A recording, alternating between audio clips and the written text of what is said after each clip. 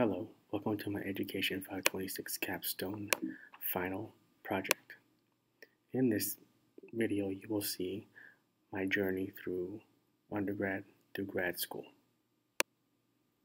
My journey began in Imperial Valley College in 2005. That is where I received my AA degree.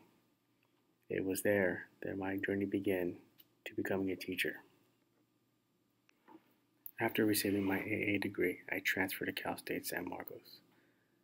This is where I began my journey for receiving my bachelor's degree. It is also known as Cal State Dare Climber University, as some of us know who have attended this school. I then transferred to APU for the single subject credential and master's in digital teaching and technology program. I chose this school because, honestly, Cal State San Marcos was done accepting applications, and I wanted to get this started quickly. APU was also 3 minutes from my house, so it was a no-brainer to go to this school. I also heard some good things about it from people who have gone to the school prior, and they told me that I would not be sorry if I went to this school. It had a great program for single subject credential.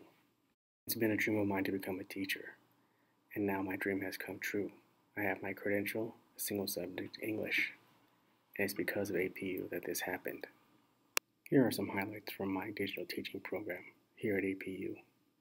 The one highlight I did enjoy out of a few of them was creating my own website. My school has a haiku page, however, I liked having control of my own page and adding to it and allowing myself to showcase what I can do, as well as show something for my students as something they can do as well. One of the classes I really enjoyed was Education 515, Evolving Educational Technologies. This is where I prepared a 20% project based off of a Google project.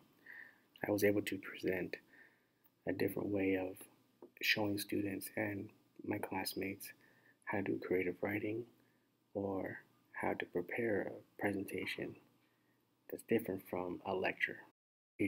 My Education 525 class also allowed me to step away from the lecture scene and shine. I created different projects, polls, a Vogie that allowed me to speak to my students in a different way, web-based tools that allow my students to get interactive with the programs, and able to present different ideas through Prezi, which I really enjoyed doing.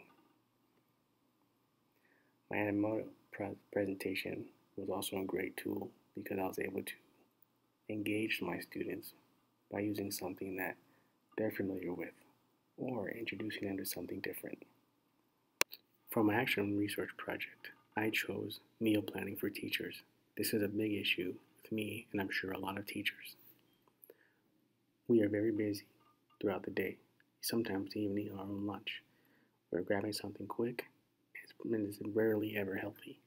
We are sitting at our desk grading papers and we forget to eat or we are eating terrible food.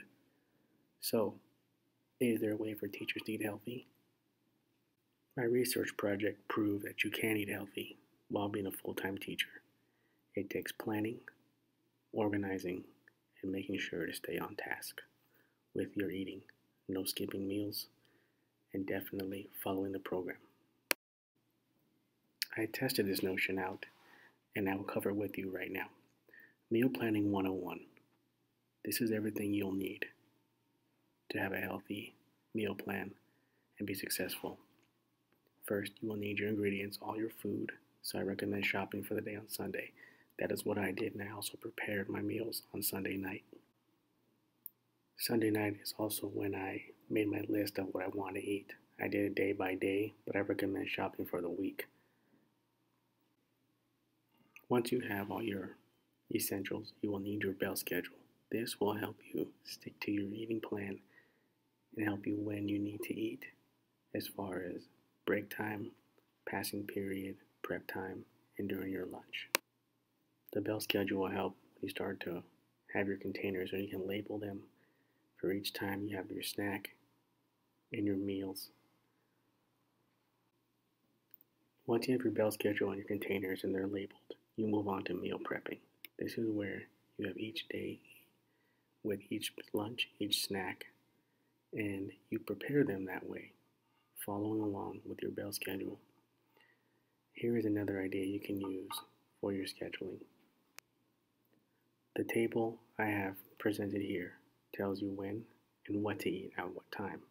Combine this with your bell schedule and you'll be successful with it. To help you realize what you're doing and get the concept of it, think about eating around the clock, because this is going to be overwhelming in the first couple days because you're constantly eating, but it's little snacks and little meals here and there. It keeps you energy, keeps you full, and keeps you focused and healthy. Here is a sample of my schedule of eating that I did back in May. This was successful. It was hard in the beginning, but I was able to stick to my plan. I set my alarm to my cell phone, and I made sure I watched the clock to make sure I was eating on time every time. My energy was up. I was not as hungry after school, and I was able to stay more focused and awake. No crashing because of low sugar or not being able to eat. I recommend following this plan because it can work and it does work. Next is my unit plan, Project 3. My unit plan covers the Common Core Standards for Language Arts, freshman through 9th grade, as well as ELD. It also covers SD standards for technology. In my unit project, I took the food plan, nutrition, and exercise from the Capstone Longman Building Bridges textbook for ELD, low-level, mid-level learners. My unit plan also touches on multiple intelligences. Each one has been touched upon because all of my students are different when it comes to their learning. Webb's depth of knowledge is also used here to create my unit plan to make sure that each individual student is learning at their highest potential, whether it's from visual, audio, auditory, or the kinesthetic. All of them are touched upon with my unit plan. My unit plan covered fitness, nutrition, and being healthy. It covered new vocabulary, different terms, phrases, and it touched upon their reading. The body parts section is something that they're able to identify with. Translating from Spanish to English and English to Spanish was a bit difficult at the beginning, but once I had visuals, presentations, and audio, they were able to understand the new concepts that I was approaching with them. Same goes for the exercise and calories burned section of this unit plan. I demonstrated what exercises or what activities were used in the book. Here's another presentation tool I used to help the students identify the new terms for the body parts. The assessment tools that I used for my project was MyFitnessPal. Students were to download this on their phones or their Chromebooks and use it to show that they understood the calorie intake, the nutrition, which foods were good for them, which foods were bad for them. They were assessed on this for myself and the paraeducator in the classroom. They were also to make an